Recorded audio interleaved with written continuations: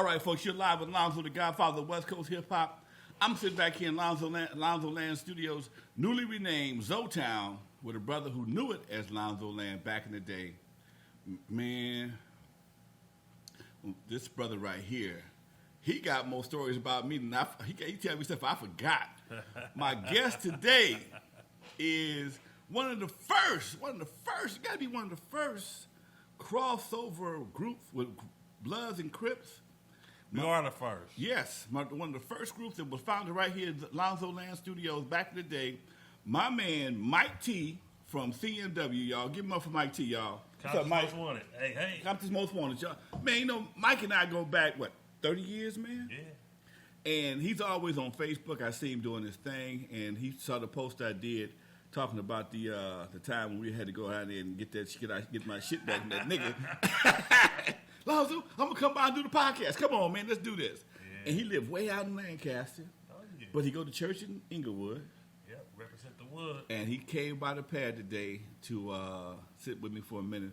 And we're going to kick it old school for a minute. Man, how you been doing, man? Man, I'm living, man. I'm good. You know what I'm saying? Life can't get no worse, no better, man. Just you know, straight I think about y'all, man. You know, at this studio of mine, I've been here 37 years, man.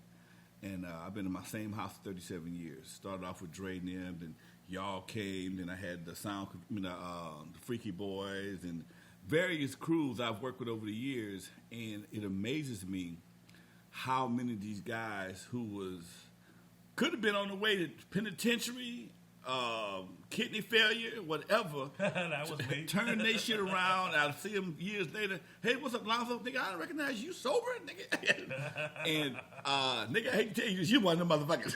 That was me. Yeah, I party. I'm telling you, like I tell people, I tell them I don't drink no more. They say, why? Because I party too much.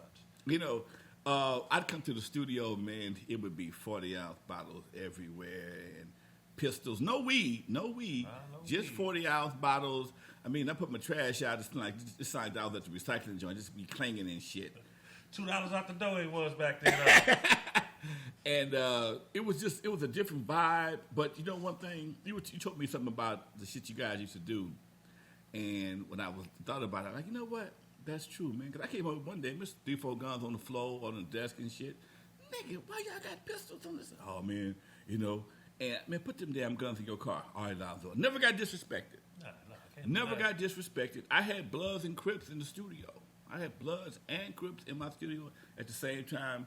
Mike from Inglewood, H from Tragnew, God knows who else was over here.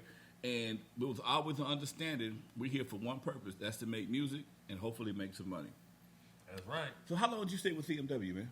Still with them. Still got a radio station that I do 24/7. It's cmwgang.com. Okay. Merchandise, new music, videos, everything. I run all that. Do you really? Yeah, because what happened is Eight and Chill concentrated on their solo career so much. Chill represents the CMW, but Eight has been in a solo career so long. Okay. It's kind of hard for him sometimes to adjust the CMW but he did go back and they got a new album. I think dropped Friday. A CMW album called Gangsta Business, and they dropped his double album was called Official. Okay. So the group's still together. We perform maybe once a year. We did Crush Groove. Okay, all the Crush Groove at the I remember that. We all there. You know what I'm saying? We all come together. We all separate. We come. But that was the plan 8 and I did way back. Right before like the Beatles. Yeah, exactly. But that's the plan we came up with back in Texas. About before we did Music to Drive-By album. Okay. We were sitting in a van and I asked him, I said, how many albums you got left with Epic? He said, I got 4. I said, well, do the next one, the Music to Drive-By CMW, and do the next 3 or 2 or 3 solo, because 8 did all the writing. Okay. So I said, if you do all the writing on these albums, they know us as a group, but they don't know who's doing all the writing. A lot of people don't look at the credits and all that. They look at the faces, and people are very simple. Right. So I said, man, show who the pen man is. Okay. I said, feature us on the first 2, and then after that, just go solo. And then we'll come back there every 6 or 7 years and do an album. I mean, he kept his format since then. He respected it. Okay. People don't know this because I don't tell people my business because everybody got a different retirement plan. Okay. So if you want to know, ask, but don't think I'm just going to blurt my business out so you can just have something to talk about. That ain't how it functions. Right. So it's still to today. Still, he 8 actually put this last album out and his album. He's executive producer.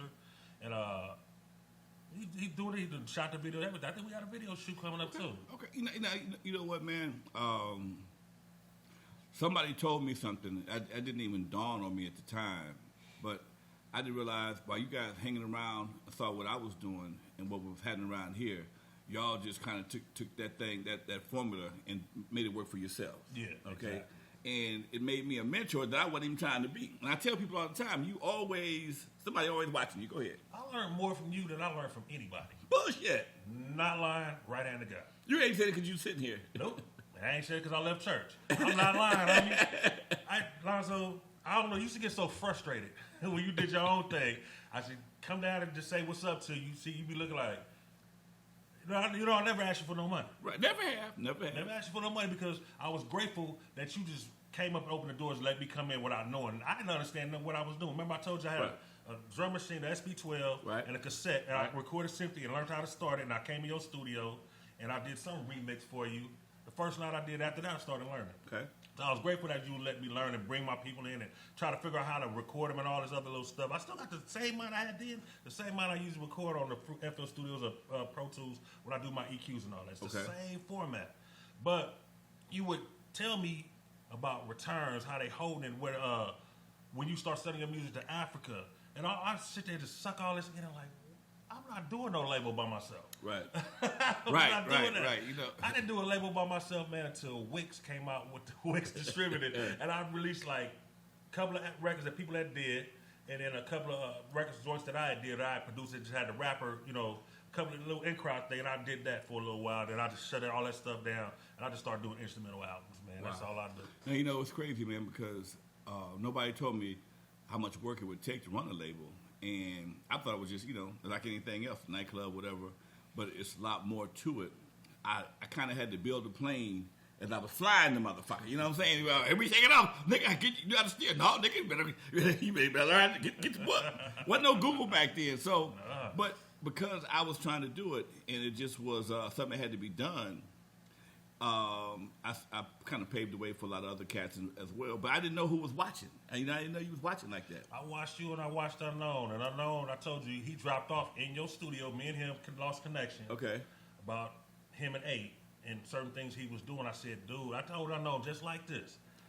If you be honest with him right now, I guarantee you'd be bigger than anything you think of out here. I said, I have the Crips and the Bloods watching your back. Not how Suge did it, but just like, hey man, dude, because all of them wanted to rap. So I said I would keep them at a certain distance to where they got to go through me to get through you. And if you like it, then you bring them in, but just learn to tell them. It's like, they don't, how can I say it? You can't be in a recording industry unless you know how to do a word problem. I tell people that all the time.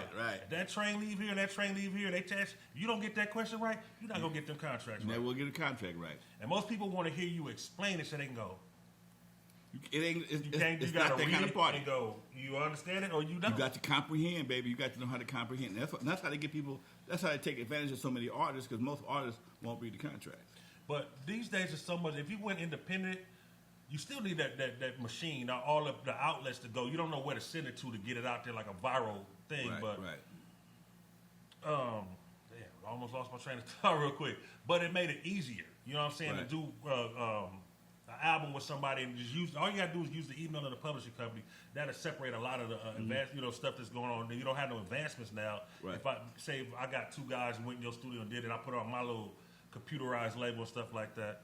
But it's a lot easier. I'm telling you, BMI, they don't charge you. Right. You can copyright a whole album for $55 electronically. So there you go right there. Your sound scan is free basically. So your digital world is up. You know what I'm saying? But our physical, that's a whole different discussion. And it was a lot tougher back then because you had to have a lot more money just to get started.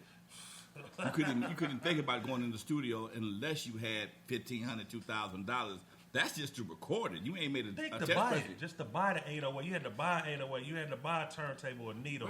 You had to buy a DMX, a recorder, an 8-track, a 4-track, microphones. Man, that shit was expensive back then. But not only were you a producer, you was a DJ. Yeah, I was so DJ you understood my world more than anybody else. Yeah. Because I was a DJ first and foremost, and I transitioned into a club owner, later a record producer, and it just was a hell of a transition, and it's amazing how many DJs turned into producers.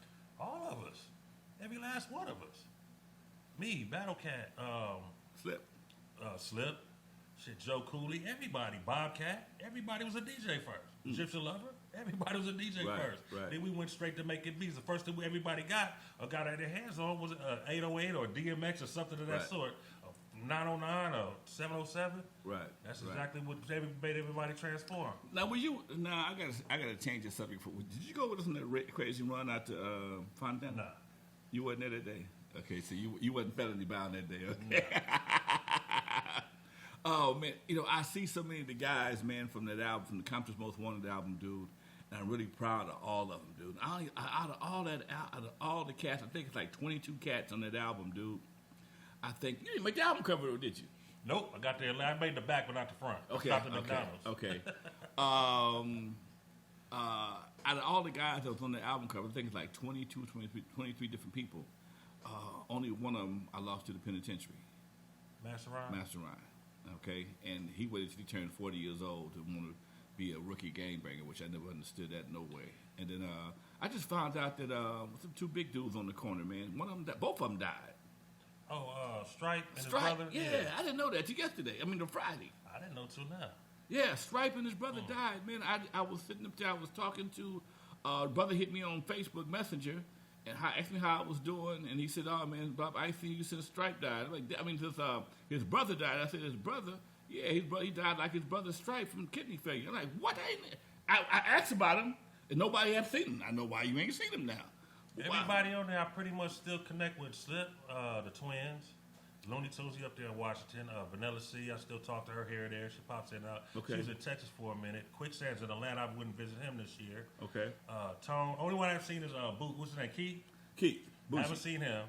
But He was in Linwood. I talked to him a couple of years ago. He was doing the single daddy thing. Oh, okay. He still was doing music. He had a couple of daughters.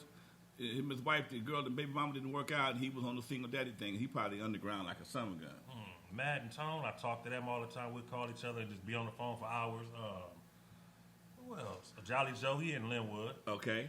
Rick Rock, he's still, I don't know if he left his mama house, but he's down there. Rick Rock, I talk to him all the time. Yeah, Rick. Yeah. So I pretty much keep in contact with everybody that's on there. Chuck, Chuck Small, seen him at the... That nigga preaching. Yeah, he's a preacher. Of all the niggas, you don't know Chuck Small. Chuck Small was the craziest little tandem. Remind you of black ass Chucky, okay? Yeah. And he was always into something. One of the craziest little cats in the world. Next time I saw me on the suit and tie and was praising the Lord. I'm like, Lord have mercy. I ain't mad at you, Doc. Do your thing, man. Do your thing. Everybody go through transition. Rockin' Tom was a teacher. I know he's a teacher. That nigga a teacher. Ah. Rockin' Tom with his good 40-ounce killing ass is a teacher. In fact, he brought one of his son-in-law to the studio one day to the pad to get a copy of my book. Found out he was a lobbyist. Me and him been tight ever since. And he's on my board for the Lyrical Revolution, my nonprofit. So yeah, man, everybody, Slip, what he's doing, his stuff that he's doing out there with the robotics in the ocean. Yeah, the oceanography. That's some cold shit. So, I tell people all the time, try music. One thing about music, it's so time consuming to get it halfway right. It'll help you get through periods of time when you could be out in the streets doing some dumb shit. You know what got me, man? A couple of years ago, the guy from Europe, he was from England. Okay. He gave me a phone interview. So I'm in my car, on the Bluetooth. He asked me questions and stuff. And I never thought about it. He said, "Did hip-hop save your life?" And I'm driving down El Segundo. Right when he said it in my car, the hose to my radiator had busted. Okay. But I had to slow down. I said, "Hold on real quick." I said, "That's a good damn question." I pulled the car to the side for a second, let it cool down. And my girl sitting there like, "Why you looking like that?" I said, "Hip-hop did save my ass." Hip-hop saved your life, man. I said, all the times I went there to go practice to be the best DJ, I still went out on the streets, but I didn't go out every day. Right. I went, when I felt convenient to go out on the streets, but it was out of space. If it wasn't for me going in the house DJing, listening to these rap records, and trying to understand how to make them, how to do what I do, and be in these clubs, man, I'd probably been dead or in jail a long time ago. Because my temper wasn't the best temper in the No. I can attest to that. But wasn't the best. I tell people a lot of times that just the fact that you have a kid that's interested in hip-hop, and if they can get focused, stay in tune, pick up an instrument, a drum machine, or a keyboard, or a computer, and learn to cut tracks. Now, the only problem is we have to try and get them to redirect some of the lyrics so they won't continue to this degradation of the black community. we can't get no lower. I don't know. You know what? I'm gonna tell you something. It ahead. really ain't the artist's fault. It's the executive's fault. The executive put up the money for this because they know statistics. So Right. if they start putting more money behind conscious rap, then everybody will change their pen to If they conscious rap. started paying for conscious rap, everybody would be a goddamn scholar.